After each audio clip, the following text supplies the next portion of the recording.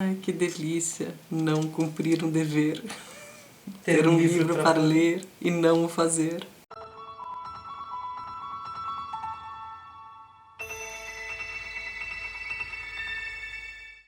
Já que não dá, né, pra procrastinar, a gente vai fazer um vídeo sobre procrastinação.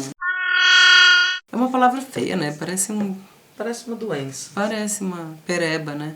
Ai, você não sabe, peguei uma procrastinação aqui no braço, ficou tão ruim. Menina, mas passei um creme, melhorou. Babosa, resolve. Passei babosa, tudo bora. Eu resolvo tudo com babosa, você sabe disso. O que é procrastinação? O que é a palavra? O que a palavra significa em si? Significa o ato de adiar uma ação. Ou seja, aquele ditado, não deixe para amanhã o que você pode fazer. deixar para depois.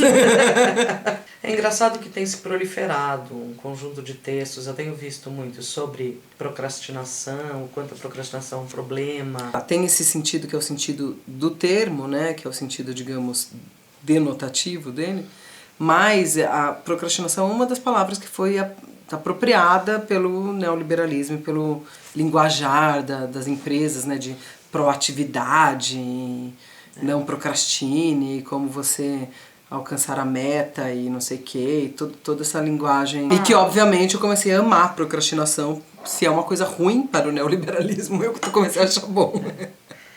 Eu acho que tem a ver com uma coisa difícil, que é no mundo contemporâneo, que é uma coisa de gerenciamento de tempo.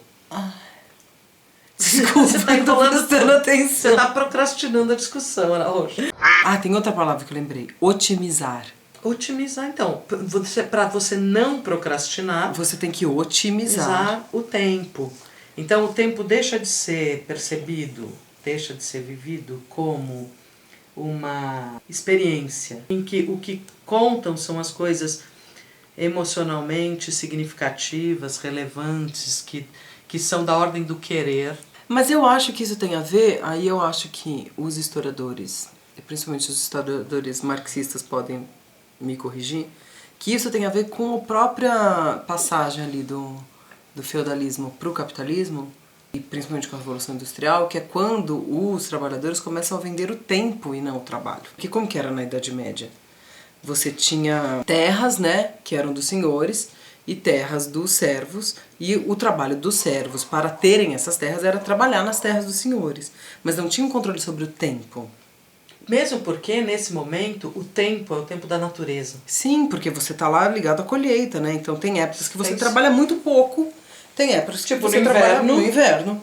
E tem épocas que você trabalha muito, que é a época da colheita, a época do plantio, isso que delimita, né? Atualmente a gente sabe que os servos medievais tinham muito mais tempo de fruição, tempo livre, do que a gente tem atualmente, né? Porque não era o tempo que contava, né?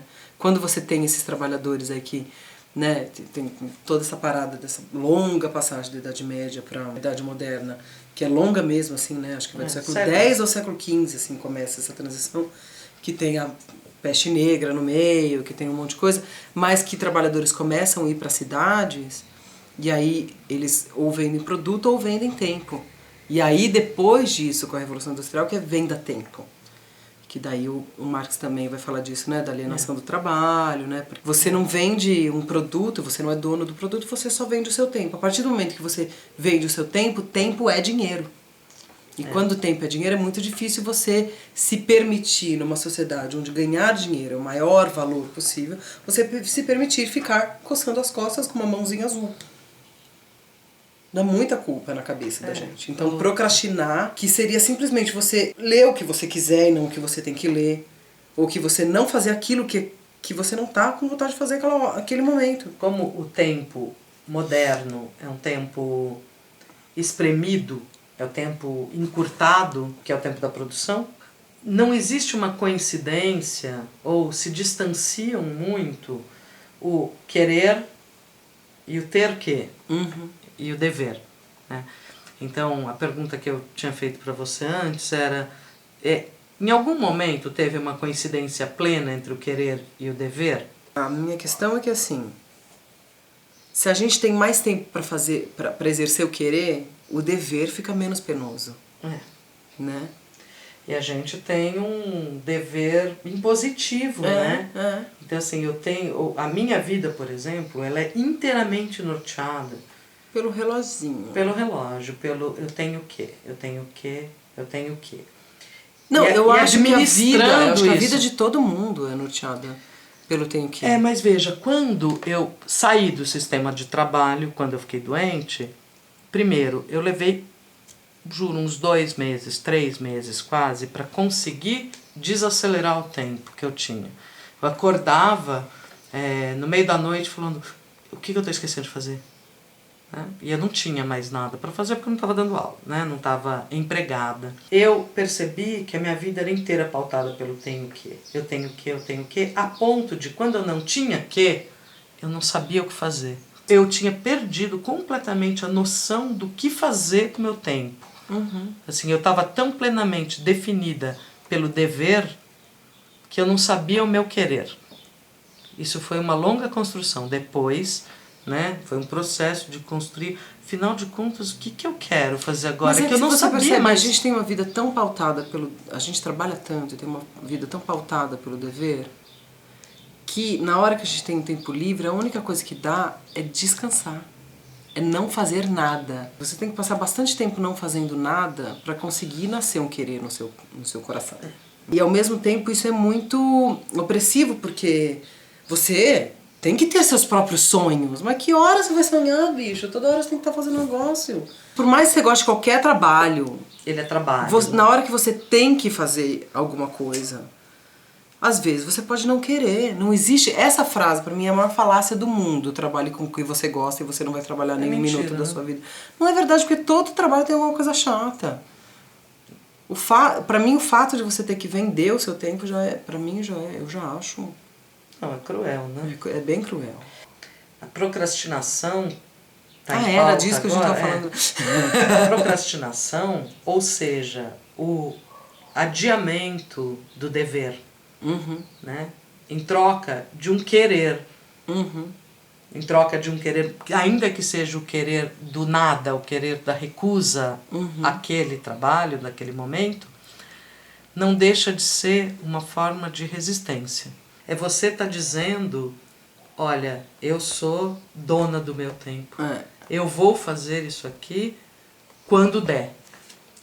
Pode ser no último minuto, mas eu vou fazer quando der. Por enquanto, esse tempo aqui em que você acha que eu deveria estar fazendo isso, eu não vou fazer. Não vou fazer. Não vou fazer. Não vou. Vou fazer... É isso aí. Eu vou fazer quando eu quiser. Eu acho que no mundo ideal, assim... Acho que no mundo ideal ninguém trabalha. Eu acho isso mesmo. As pessoas me xingam por isso, mas eu acho mesmo. Se a gente for pensar num mundo mais legal, mais perto do que a gente está, seria muito bom se se a gente conseguisse combinar por tarefas mesmo, né? E não por... Isso é a maravilha de ser freelancer, por exemplo. Você conseguir fazer coisas por tarefas e não por tempo, entendeu? Porque daí você se vira administrando seu tempo. E isso poderia ser mais pensado. Eu tenho dificuldade de achar que isso é uma coisa absolutamente burguesa e você só faz isso porque você trabalha com coisas intelectuais. Não, porque eu acho que tem combinados que a gente pode fazer também, entendeu? Que envolvam as tarefas e não... Sabe? Produtividade, você... Aqui é foda, né? É isso aí, a gente entra nisso, assim. No fundo, a procrastinação é a nossa brecha de não, sabe? É o nosso não. A gente que não tem a escolha e que está atropelado pelas tarefas, é você adiá-las indefinidamente, até o momento que isso não te atrapalhe. A empregabilidade, por exemplo. Se eu não entregar as provas, se eu não entregar as notas, se eu não entregar... Eu posso deixar varar uma noite fazendo, em vez de corrigir um pouquinho por dia. Se eu não entregar, se eu não cumprir essa tarefa, em algum momento eu não tenho emprego, não tenho como viver, né? Mas, enquanto eu puder, eu adio. É resistência. É onde você controla um pouco o seu tempo, né? É um controle bobo, mas enfim... É o possível. É a migalha que a gente tem dentro dessa... merda, na verdade, que no fim é a parte que nos cabe deste latifúndio. Acho que tem essa pira de produção de riqueza, e aí, quanto mais... É muito difícil falar disso sem fazer uma análise pra mim, sabe, assim, disso, de por que a gente chegou nesse lugar, que tem a ver com a exploração, e aí eu vou cair em todo um discurso marxista que vai ser foda. A gente pode deixar pra outro dia essa discussão, né? É que eu acho que muitas vezes aquilo que a gente chama de procrastinação são aquelas pequenas coisas que são de fato aquelas que te conectam com o que você quer fazer mesmo, com aquilo que te interessa. Você, não quando a gente procrastina no Facebook, isso eu acho que não interessa. Isso é um devorador de tempo. Atividades cronófagas. Agora que eu estou fazendo faculdade, eu tenho um monte de texto para ler. Eu estou lendo Descartes, só que tem uns livros que eu quero ler, que eu quero ler o livro, mas eu daí tenho que parar para ler isso aqui. Ainda eu tenho um acerto dentro do meu peito que falo, não, eu quis fazer essa faculdade, ninguém me obrigou, eu estou lá fazendo, mas ainda assim é chato pra caralho. Aí eu fico muito atenta, eu falo, nossa, como eu leio 80 páginas rapidamente disso aqui e esses 10 parágrafos, eu estou aqui há 2 horas lendo esses 10 parágrafos. Eu tinha que fazer uma coisa agora, mas não vou fazer. Vou deixar pra depois. Eu tava pensando em editar esse vídeo agora, mas acho que eu vou fazer amanhã cedo.